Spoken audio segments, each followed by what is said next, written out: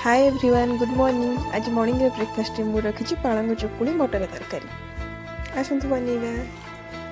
मुझे किसी अरुआ चाउल बिरी को भल भाव भेदे नहीं। अरुआ चाउल बिरी को आप भल भाव चकुड़ी की धोई ने। धोई सारा पर छांकी ने।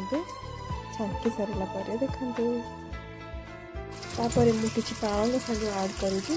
पालंग शाग को भल भाव धोई नहीं आप ग्राइंडर करने।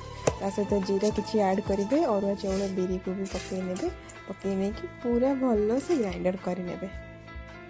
तापर मु ग्राइंडर कर देखो मोर रेडी हो गला।